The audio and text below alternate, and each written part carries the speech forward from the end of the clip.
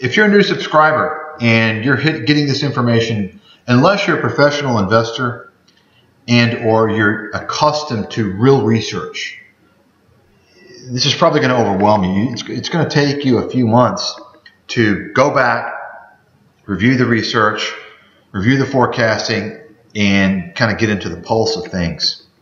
If you are trying to make investment decisions based upon just viewing this month's research and you're a new subscriber, that's probably a dangerous move to make. Because this is not, we're not telling you, buy this, sell this, do that.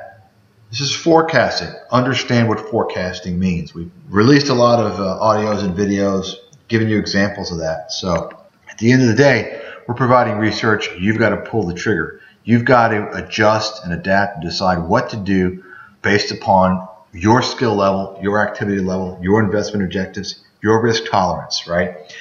And there's some of you I know who are subscribers to the research who don't do a lot. You're just subscribing to learn more what's going on, and you're looking for the big calls, right? You're looking for the bigger picture. So, for instance, we provide guidance every month on a variety of things. Market forecaster, we obviously provide the 3 emerging markets. We also talk about some other markets sometimes. And then the U.S. markets, we talk about the Dow, the NASDAQ, and more recently we've also been including the S&P, but that's not part of it. The securities we talk about, the security section of the Intelligent Investor, we talk about 13 securities. And then, of course, the commodities, precious metals, and currencies. We go over guidance pertaining to those things as well, right? And then we also have dividend gems where we go over more than 40 securities, the trading guides, and so forth.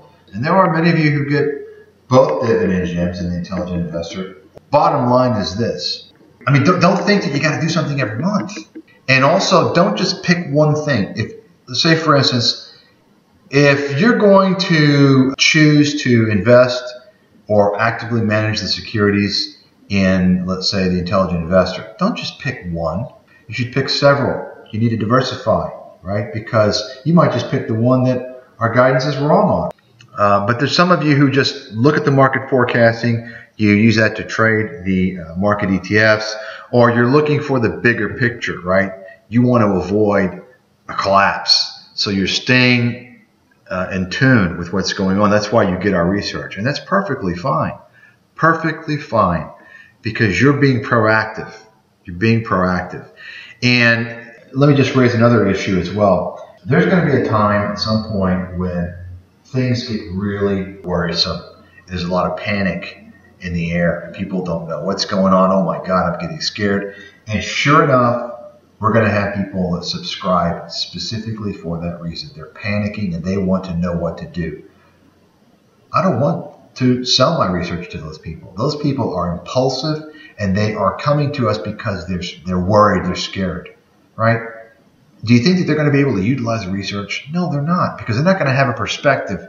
They're not going to have been subscribers for a while. They don't know how to take the research because they have not been following along, right? That's not the type of people that we want to sell our research to. I can tell you that right now.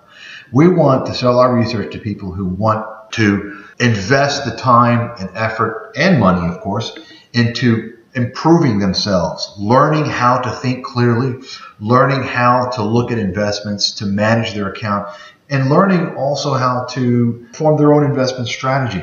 This is a very, very difficult process, and it takes a very long time. Okay, I don't want people to come to us only when they're worried. Because they're looking for specific investment advice, aren't they? That's what they're looking for. That's not what we do. We provide the research. Now, sure, I do provide a lot of guidance, but at the end of the day, I can't make a decision as to what you're supposed to do.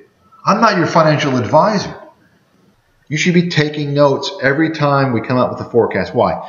Because oftentimes the videos last 30 minutes, 45 minutes.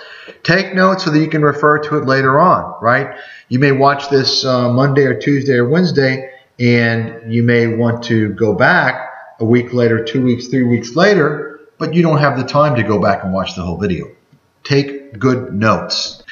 And you can always refer back to those notes, by the way.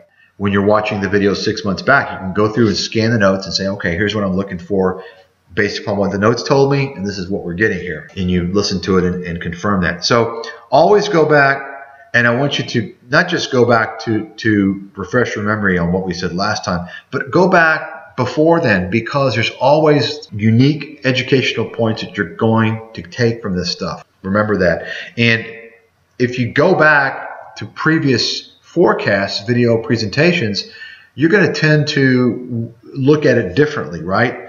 As you're viewing this now, you're focusing on where I think things are going to go, where the support levels are, where the resistance levels are, me talking about what's going on in the economy and how to do this and that and so forth, because you're wanting to perhaps investigate whether or not it makes sense for you to make a trade and where you should set the trade up and look to exit and so forth. But if you view this video 6 months from now, you're going to look at it differently, aren't you? You're going to look for educational caveats, right? That's why it's important, okay? Those who watch these videos, the back issues, read the back issues and watch the older videos, the more you watch that, the better off you're going to be, the more you're going to learn, I'll guarantee it.